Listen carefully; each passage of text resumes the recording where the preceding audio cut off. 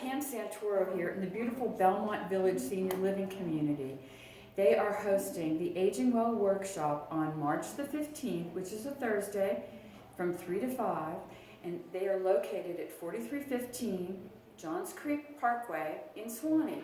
And it's conveniently located near the Johns Creek Emory Hospital. So come and learn some tips. You're going to learn what documents you may need for health and financial decisions in the future.